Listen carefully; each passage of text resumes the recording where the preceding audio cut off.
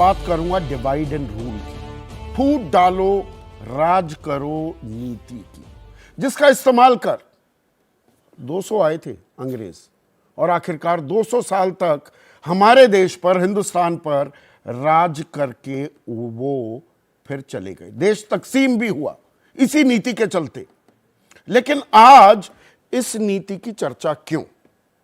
क्योंकि दरअसल 3 समानांतर धाराएं बहती दिख रही हैं। 2024 के चुनाव की अब तैयारियां शुरू हो गई हैं। 5 राज्यों में विधानसभा चुनाव हुए, 4 पर ज्यादा चर्चा हुई। 3 हिंदी पट्टी के राज्य बीजेपी की झोली में गिरे, वहां पर कमल खिला, जबरदस्त जीत हासिल की बीजेपी ने। कांग्रेस को कॉन्सोलेशन प्राइज मिला तेलंगाना में जीत की बदौलत। अब तेलंगाना, दक्षिण भारत और मध्य प्रदेश, राजस्थान और छत्तीसगढ़, ये हिंदी पट्टी उत्तर भारत के राज्य। और उसके बाद नॉर्थ साउथ डिवाइड की बातें होने लगी कि दक्षिण में विपक्ष मजबूत है। दक्षिण में अब कहीं भी किसी भी राज्य में बीजेपी की सरकार नहीं है। उत्तर में परचम उनका लहरा रहा है। और इसमें कुछ बयान और डाल दिए गए, तो ये खाई क्या और चौड़ी करने की कोशिश की जा रही है, और कौन कर रहा है यह भी देखने और समझने की जरूरत है। सेंथिल कुमार, डीएमके के सांसद, वो कहते हैं कि बीजेपी तो वहां जीतती है जहां पर गौमूत्र वाले राज्य हैं। गौमूत्र का उन्होंने जिक्र किया, फटकार भी पड़ी पार्टी के अध्यक्ष तमिलनाडु के मुख्यमंत्री एमके स्टालिन से, और बाद में माफी भी मांगनी पड़ी। लेकिन तेलंगाना में जहां कांग्रेस की सरकार बनी है, वहां एक और बयान आया। बयान किसने दिया? रेवंत रेड्डी, जो अब मुख्यमंत्री बनने जा रहे हैं। वहां पर उन्होंने कहा, मेरा डीएनए तेलंगाना, केसीआर का डीएनए बिहार, ये बिहार से हैं, कुर्मी जाति से हैं। बिहार डीएनए से तेलंगाना डीएनए बेहतर है। रेवंत रेड्डी ये भूल गए कि जो इंडिया गठबंधन की बानगी बनती दिखती है, कभी बिगड़ती दिखती है, यह विपक्षी खेमा है। और इसकी शुरुआत, वो खाका खींचने की शुरुआत दरअसल बिहार के मुख्यमंत्री नीतीश कुमार ने ही की। उनका डीएनए किसका है? और आपका उनसे बेहतर है क्या? वो कुर्मी भी हैं। तो ये किस तरह की राजनीति हो रही है? और सनातन धर्म पर 3-4 महीने पहले जबरदस्त बवाल हुआ था। डीएमके, एआईएडीएमके भी हो, उनकी राजनीति कुछ और चलती है वहां पर। लेकिन हिंदी पट्टी की राजनीति सनातन धर्म पर भी आधारित है। बहुत कुछ बैकएंडिंग करने की कोशिश की। इंडिया की रैली तक नहीं होने दी। साझा रैली होने वाली थी भोपाल में, कमलनाथ ने, वो सॉफ्ट हिंदुत्व की राह पर चलते भी दिखाई दिए। लेकिन आखिरकार लगभग 100 सीटों के अंतर से उन्हें मध्य प्रदेश में हार का सामना करना पड़ा। दूसरी धारा जो चल रही है वो हिंदू मुसलमान की। ये नया नहीं है, ये पहले भी चली, लेकिन फिर मजबूती से ये अवतरित होती दिख रही है। तेलंगाना में कांग्रेस ने बाकायदा मुस्लिम मैनिफेस्टो जारी किया। उधर गृह मंत्री अमित शाह ने ताल ठोकी कि ये जो 4% इनको आरक्षण दे रखा है तेलंगाना में, हमारी सरकार बनी तो हम वो आरक्षण खत्म कर देंगे। और हिंदी पट्टी की अगर मैं बात करूं, खास राजस्थान में जहां ध्रुवीकरण कार्ड नहीं खेला गया था, वहां खेला गया इस बार। कन्हैया लाल की हत्या एक बड़ा मुद्दा बन गई, और यह कानून व्यवस्था का मसला बनकर नहीं रह गया। इसको कहीं ना कहीं हिंदू मुसलमान करने में बीजेपी कामयाब रही, और कांग्रेस के पास इसका जवाब नहीं था। तो कानून व्यवस्था से दरअसल यह मसला ध्रुवीकरण की ओर चला गया।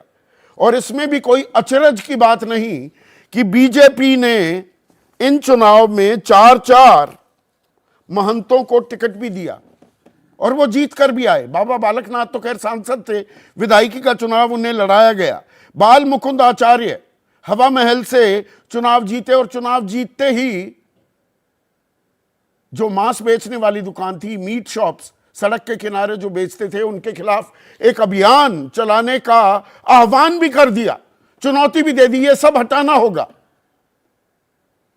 ये बात और है कि पूरा दक्षिण भारत देख लीजिए, पूर्व में पश्चिम बंगाल, उड़ीसा और नॉर्थ ईस्टर्न स्टेट्स, पश्चिम में महाराष्ट्र, राजस्थान में भी राजपूत, ये सब मांस खाते हैं। और आज हमारे जो पैनल पर लोग हैं, मैं उनसे ये पूछने भी वाला हूं, पर यह बात बाल मुकुंद आचार्य कह रहे हैं, इन्होंने तो इस चुनाव को भारत और पाकिस्तान के बीच मैच भी करार दे दिया था। इसके अलावा महंत प्रतापपुरी पोखरन से चुनाव लड़े और जीते, और ओटाराम देवासी ये सिरोही से चुनावी मैदान में उतरे थे बीजेपी के टिकट पर, और ये भी जीत गए। और 80-20 का नैरेटिव तो लगातार चलता ही है। तो एक राजनीति ये भी, और मुसलमानों में भी क्या विपक्ष के अंदर खाने एक आशंका भी घर करने लगी है। मैं क्षत्रपों की बात कर रहा हूं। मुसलमान 80 के दशक तक बाबरी मस्जिद ढहाए जाने से पहले वो एक मुश्त कांग्रेस के साथ रहते थे, लेकिन उसके बाद वो क्षत्रपों के पास छिटक गए। अब कांग्रेस के पास ये जाने लगेंगे तो अखिलेश यादव को दिक्कत होगी क्या, तेजस्वी यादव को दिक्कत होगी क्या, या ममता बनर्जी भी परेशानी महसूस कर रही हैं? ये अपने आप में एक सवाल है। और फिर आ जाती है बात जाति की, देश की कड़वी हकीकत जाति। हम जाति विहीन समाज की परिकल्पना करते रहते हैं, वो सपना संजोते रहते हैं, लेकिन जब जाति कमजोर होती दिखती है फिर कोई न कोई जिन बोतल से बाहर निकाल दिया जाता है। और अब जातिगत जनगणना बिहार ने वो करवा दी, और बाकायदा उसकी बिना पर आरक्षण का ऐलान भी कर दिया है सरकार ने। और अब कांग्रेस कह रही है, या थी मैं कहूं, कि भाई हमारी सरकार छत्तीसगढ़ में, राजस्थान में, मध्य प्रदेश में बन गई तो हम जातिगत जनगणना वहां भी कराएंगे। अब सरकार तो बनी नहीं, लेकिन जातिगत जनगणना अपने आप में एक बड़ा मुद्दा बन गया है। जितनी आबादी उतना हक, ये नारा बुलंद करते घूम रहे हैं राहुल गांधी। उधर बीजेपी की तरफ से प्रधानमंत्री मोदी खुद मैदान में उतरे और उन्होंने जातियों की एक नई परिभाषा भी कर दी। वो कहते हैं बस जाति 4 है। शुरुआत उन्होंने गरीब की जाति से की थी। जातिगत जनगणना जब ऐलान हुआ, जब आंकड़े सामने आए 2 अक्टूबर के, उसके 2-3 दिन बाद ही प्रधानमंत्री मोदी ने कहा कि सबसे बड़ी जाति तो गरीब जाति है। और सही मायने में अगर हम सामाजिक न्याय की बात करते हैं तो सामाजिक न्याय का सबसे बड़ा और सबसे बढ़िया जरिया गरीब कल्याण है। अब उसमें उन्होंने महिला, युवा और किसान भी जोड़ दिए। तो यह भी एक लड़ाई चल रही है। क्या विपक्ष चाह रहा है कि जाति के आधार पर लोग वोट करें, वो हिंदू बनकर वोट ना करें? तो कमंडल और मंडल की राजनीति भी आमने सामने मुंह बाए खड़ी है क्या? और बीजेपी चाह रही है कि हिंदू हिंदू बना रहे। इसीलिए अब ये 4 नई जातियों की बात हो रही है, गरीब, महिला, युवा और किसान। पर इससे किसका कल्याण हो रहा है? राजनीतिक नफे नुकसान का ही ये सारा खेल है, या समाज के भीतर दीवारें, खाई, पाट? आने वाले दिनों में ये 3 समानांतर धाराएं जो चल रही हैं, उसके चलते क्या और बढ़ेंगी और इसी की फसल काटी जाएगी? प्रधानमंत्री मोदी ने बाकायदा एक बयान भी दिया है। उन्होंने कहा वो अपने अहंकार, ये विपक्ष के बारे में बात कर रहे हैं, झूठ, निराशावाद और अज्ञानता से खुश रहे, लेकिन उनके विभाजनकारी एजेंडे से सावधान रहे। 70 साल पुरानी आदत इतनी आसानी से जा नहीं सकती। तो विभाजनकारी ताकत बता रहे हैं विपक्ष, खास कांग्रेस को प्रधानमंत्री मोदी। पर खेल चल रहा है, कौन चला रहा है, इसी पर आज हम चर्चा करने वाले हैं।